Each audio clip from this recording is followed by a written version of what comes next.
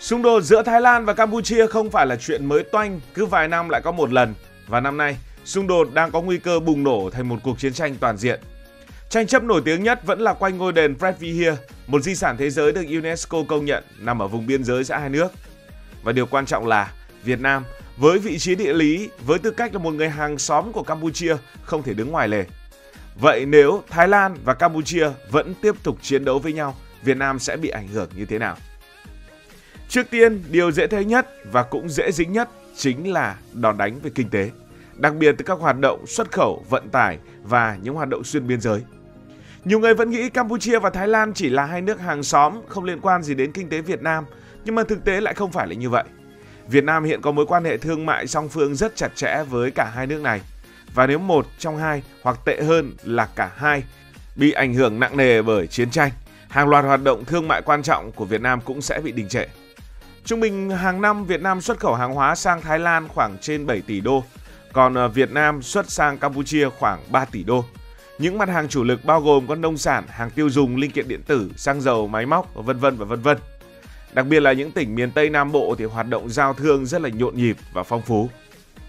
Thường thì một số mặt hàng sẽ được xuất sang Campuchia, sau đó tiếp tục vận chuyển sang Thái Lan bằng những tuyến đường liên quốc gia.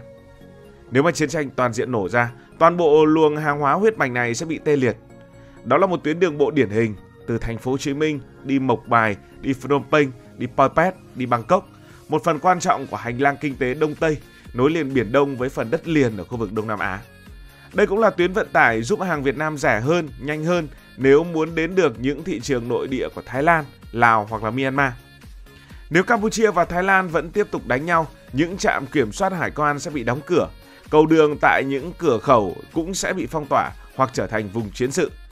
Vậy là những xe container chở hàng từ Việt Nam muốn quá cảnh qua Campuchia để đến Thái Lan lại không thể qua được, phải quay đầu hoặc nằm chờ vô thời hạn ở cửa khẩu, khi nào tiếng súng im thì mới được đi. Hậu quả kéo theo là hàng hóa bị tồn kho, không xuất đi kịp thời, đặc biệt là những mặt hàng dễ hư hỏng như là trái cây hay là thủy sản.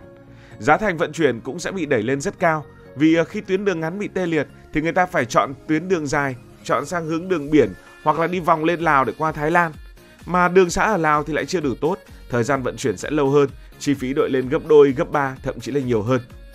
Chỉ cần chiến sự kéo dài thêm một vài tuần, những chuỗi cung ứng vốn đang ổn định của doanh nghiệp Việt Nam sẽ vỡ trận, dẫn đến chậm đơn hàng, bị hủy hợp đồng, thậm chí là mất luôn cả khách. Những doanh nghiệp vận chuyển của Việt Nam sẽ lao đao. Hiện nay rất nhiều công ty vận tải xuyên quốc gia đều đang khai thác các tuyến đường bộ qua Campuchia để chuyển hàng từ Việt Nam sang Thái Lan, bởi vì đường này là tiện nhất rồi. Chiến sự mà không dừng lại thì mọi kế hoạch cũng sẽ bị hủy. Ngoài ra, có một khía cạnh ít ai để ý nhưng lại cực kỳ quan trọng, đấy là những dự án hợp tác hạ tầng mà Việt Nam cùng với Campuchia và Thái Lan đang ấp ủ. Ví dụ là dự án tuyến đường sắt Phnom Penh, Ba Vẹt và thành phố Hồ Chí Minh đang được xúc tiến, với hy vọng mở ra một tuyến đường sắt xuyên biên giới hiện đại. Nếu Campuchia và Thái Lan vẫn tiếp tục chiến tranh, toàn bộ kế hoạch này có thể bị hoãn vô thời hạn. Điều đó đồng nghĩa với việc Việt Nam mất đi cơ hội trở thành một trung tâm hậu cần mới trong khu vực Đông Nam Á lục địa. Vậy là, ít nhất về kinh tế, nếu Campuchia và Thái Lan vẫn không thể dừng được việc đánh nhau, Việt Nam cũng không bị trúng đạn pháo nhưng sẽ trúng đạn kinh tế đầu tiên. Từ những container hàng nằm ở cửa khẩu đến nông sản ế ẩm trong kho, từ những doanh nghiệp xuất khẩu khóc ròng vì không kịp giao hàng, cho đến những người dân cũng không biết là tiền của mình thu về như thế nào. Tất cả sẽ tạm ngưng và tất cả sẽ tạo ra một vòng xoáy tổn thất kinh tế mà Việt Nam chắc chắn không muốn đối mặt.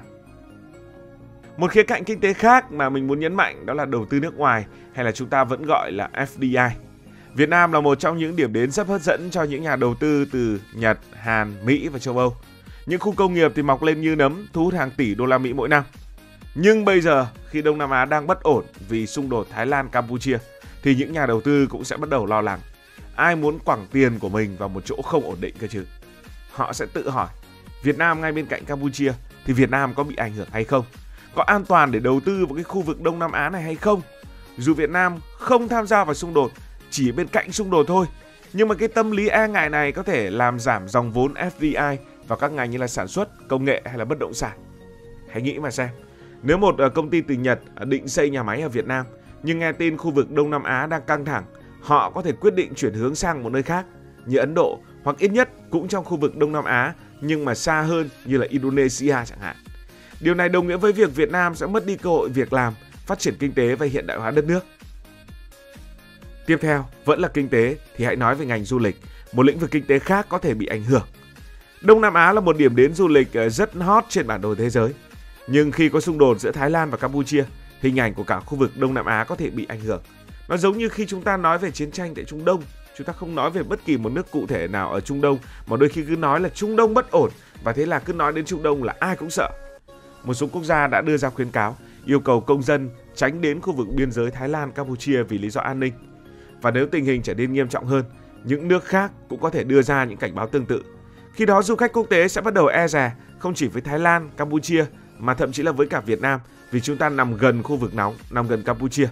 Nguy cơ của du lịch là có, nhưng mà thấp hơn so với những nguy cơ khác về kinh tế đã được đề cập. Bên cạnh những thiệt hại thấy rõ về mặt kinh tế, một trong những hệ quả nhức nhối và đầy nhạy cảm nếu Campuchia và Thái Lan không thể dừng xung đột, đó chính là số phận của những người Việt Nam đang sinh sống tại Campuchia. Đây không phải là một nhóm nhỏ lẻ mà là một cộng đồng rất lớn, bao gồm người gốc Việt qua nhiều thế hệ đã định cư từ thời Pháp thuộc, cho đến những người Việt sang làm ăn buôn bán, lao động trong các ngành nghề. Họ là những người đánh cá, những người làm ở chợ nổi, những người làm ở những công ty xây dựng và những người kinh doanh nhỏ lẻ. Phần lớn trong số họ sinh sống ở những tỉnh giáp biên giới với Việt Nam như là Kandan, Prey Veng, Svay Rieng hoặc là tại thủ đô Phnom Penh, nơi có nhiều khu dân cư của người Việt, và đặc biệt là dọc theo Tonle Sap cũng như là sông Mekong. Cuộc sống của họ thì rất là vất vả, rất là khổ, đã bấp bênh từ rất lâu vì nhiều người không được cấp quốc tịch Campuchia, không có giấy tờ tùy thân hợp pháp, con cái khó đi học trường công, khó tiếp cận y tế và thường xuyên là đối tượng bị kỳ thị, bị phân biệt đối xử ở chính đất nước Campuchia. Họ bị xem là người ngoài, là dân nhập cư mặc dù đã sống trên đất nước Campuchia từ thời cha ông của họ. Nếu xung đột giữa Campuchia và Thái Lan tiếp tục diễn ra, đặc biệt là nếu chiến sự lan nhiều hơn vào phần đất của Campuchia, thậm chí tiến sát đến Phnom Penh, thủ đô nơi nhiều người Việt sinh sống, thì cộng đồng người Việt tại Campuchia sẽ bị mắc kẹt giữa hai làn đạn. Họ sẽ trở thành một trong những nhóm dân cư dễ bị tổn thương nhất, bởi vì họ không được chính quyền Campuchia bảo vệ, họ cũng không có khả năng tự vệ, càng không thể ở lại vùng chiến sự. Lịch sử đã từng chứng kiến điều này trong thời kỳ Khmer Đỏ, hàng chục nghìn người Việt Nam tại Campuchia đã bị hại, bị trục xuất hoặc mất tích.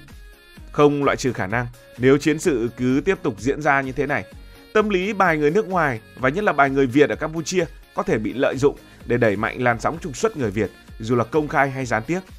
Chỉ cần một vài phần tử cực đoan hoặc những chính trị gia dân túy ở Campuchia muốn tìm chỗ trút giận thì cộng đồng người Việt ở Campuchia sẽ là những người chịu thiệt thòi. Khi ấy, Việt Nam sẽ buộc phải hành động. Những tỉnh biên giới sẽ trở thành tuyến đầu tiếp nhận dòng người hồi hương hoặc tị nạn từ Campuchia.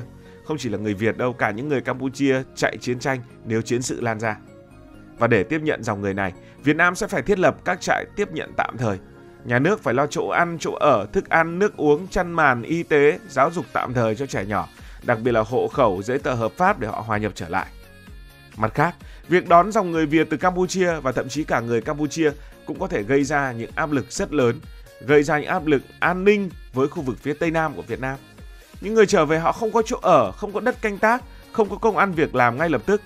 Và nếu không có chính sách hỗ trợ kịp thời thì chúng ta biết rằng sẽ có tệ nạn xã hội, sẽ có trộm cắp, cướp giật và nhiều thứ khác. Hơn nữa, xung đột ở nơi này có thể làm gia tăng các hoạt động bất hợp pháp ở biên giới, bởi vì chính quyền Campuchia sẽ phải lo để mà đối đầu với xung đột biên giới bên phía Thái Lan và họ sẽ không thể coi chừng tốt biên giới với Việt Nam. Một số bài đăng trên mạng xã hội dù chưa được kiểm chứng đã lo ngại rằng các nhóm vũ trang hoặc những nhóm tội phạm xuyên biên giới có thể lợi dụng tình hình hỗn loạn ở biên giới phía Tây của Campuchia để mở rộng ảnh hưởng hoạt động của mình. Hãy thử nghĩ mà xem, khu vực biên giới Việt Nam-Campuchia vốn đã phức tạp với những vấn đề như là buôn lậu, buôn người, vận chuyển hàng cấm. Nếu chiến sự làm mất kiểm soát phía Campuchia, những hoạt động này có thể bùng nổ, gây áp lực lớn cho lực lượng biên phòng và công an Việt Nam. Để đối phó với những nguy cơ này thì Việt Nam lại phải tăng cường lực lượng quân đội và công an ở biên giới. Vậy Việt Nam sẽ làm gì để giảm thiểu những tác động của xung đột giữa Campuchia và Thái Lan? Trước tiên mình nghĩ Việt Nam cần tiếp tục đóng vai trò trung gian trong ASEAN, bởi vì Việt Nam luôn là một thành viên tích cực của ASEAN, từng nhiều lần đứng ra hòa giải những tranh chấp ở trong khu vực. Một khu vực Đông Nam Á ổn định chắc chắn là sẽ có lợi cho tất cả, đặc biệt là Việt Nam. Việt Nam có thể đề xuất tổ chức những cuộc họp đặc biệt để thúc đẩy đối thoại giữa Thái Lan và Campuchia, thậm chí đứng ra làm trung gian. Đây không chỉ là chuyện ngoại giao mà còn là cách để bảo vệ lợi ích kinh tế và an ninh của chính chúng ta. Chúng ta cũng cần sẵn sàng những kế hoạch nhân đạo để đối phó với kịch bản xấu nhất, như một làn sóng tị nạn từ Campuchia. Điều này bao gồm việc thiết lập những trại tạm trú, cung cấp thực phẩm, đảm bảo y tế. Lịch sử cho thấy Việt Nam từng làm rất tốt điều này trong quá khứ. Không chỉ là chuyện nhân đạo mà là cách Việt Nam thể hiện vai trò trách nhiệm của mình ở trong khu vực. Tóm lại, xung đột Thái Lan-Campuchia khi mà nó đã gia tăng và leo thang thì không chỉ là chuyện của hai nước này đâu, mà còn là chuyện của cả Việt Nam, chuyện của cả những nước khác trong khu vực Đông Nam Á nữa. Về kinh tế, chúng ta có nguy cơ mất đi những thị trường xuất khẩu, khách du lịch và dòng vốn đầu tư. Về an ninh, biên giới Tây Nam có thể trở nên bất ổn với nguy cơ người tị nạn và những hoạt động bất hợp pháp. Vị trí địa lý của Việt Nam vừa là lợi thế, vừa là thách thức khi nằm ở vị trí nhạy cảm. Cảm ơn vì đã quan tâm theo dõi video này. Hy vọng không bao giờ có chiến tranh nữa. Cảm ơn các bạn đã dành sự đồng hành cùng Hải Thanh Story.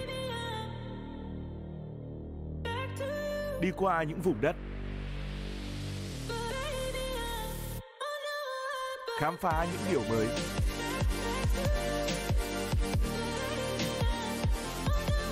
Đừng ngần ngại, hãy để lại những góp ý và xin được hẹn gặp lại.